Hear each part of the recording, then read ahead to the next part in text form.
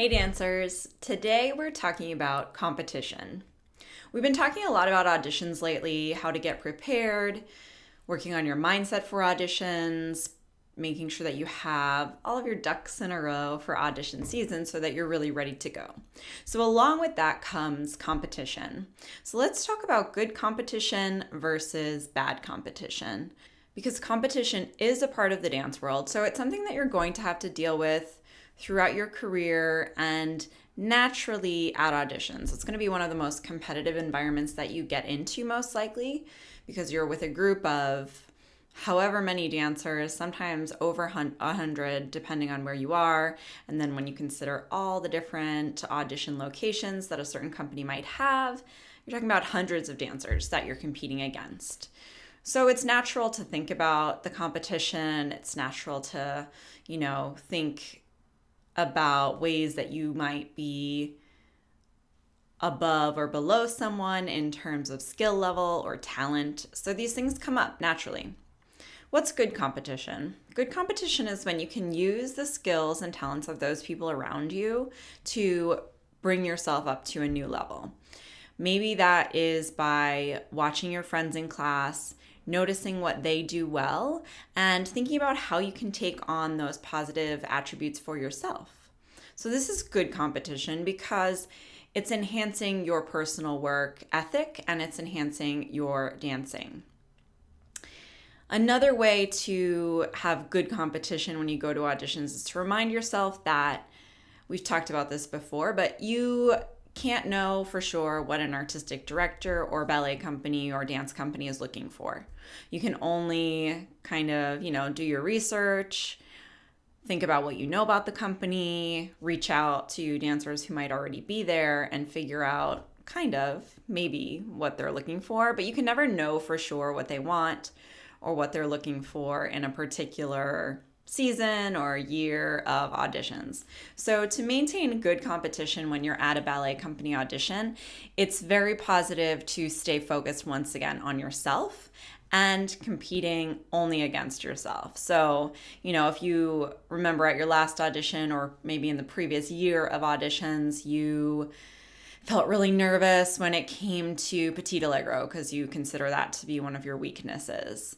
So this year, you can reframe the mindset, think about how you think about yourself and how you think about Petit Allegro, and go into it with a better headspace. In addition to that mental component, also you can hopefully be working on Petit Allegro more over the course of the year, so that when you get to auditions, you can feel more comfortable this year than you have in previous years.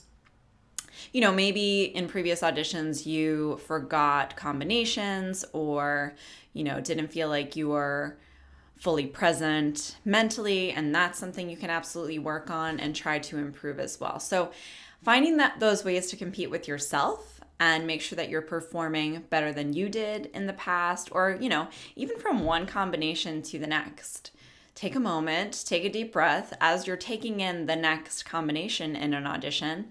Think about ways that you're going to get more in touch with your body, feel more on your leg, maybe feel more connected to your core so that you can perform the next combination even better than the previous one.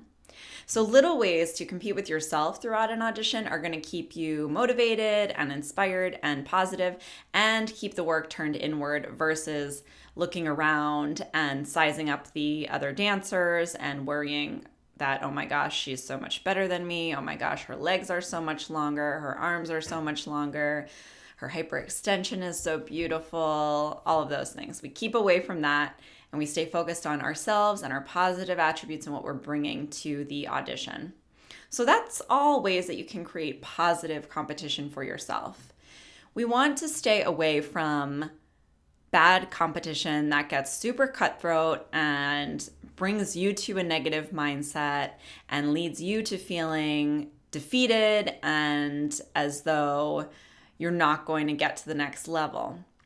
And this is something that I was actually also just talking with a client about today, where she was saying how, sometimes in class when you look around, it makes you think it's going to make you feel a little bit better to pick out what your fellow dancers are doing poorly. So, we look around and we're like, oh, haha, she just messed up that triple pirouette, or oh, she fell out of that turn, or she didn't perform that jump really well. So we pick out these little things that we think perhaps our fellow dancers aren't doing well, because we think that that's going to help us to feel better about ourselves. However, it tends to be quite counterproductive. What ends up happening is you get used to having those negative thoughts about the dancing that's going on around you. So what do you think will naturally happen to how you feel about your own dancing? The same thing happens. So you'll look in the mirror then, and rather than picking out what you think might be going well for yourself, you look in the mirror and you go quickly to that negative headspace for yourself as well. You start to pick out all the things you're doing poorly. It's hard for you to see anything positive going on, and you very easily fall into a negative space. That makes it very difficult to improve, and that also makes it nearly impossible to stay positive when you're in an audition situation. If you don't create that belief for yourself that you're going to succeed, that you're going to get the job, that you're going to take that next step in this professional dance endeavor, if you don't create that belief, it's way too easy to fall into thinking it's impossible, because we know that it's competitive, because we know that there are limited places available. So you have to believe that you can have one of those limited places. And by having that belief, it's going to help you to step up to the next level. And it's going to help artistic staff to see you as a confident and self-assured dancer. It's amazing how much that can read to a panel of judges.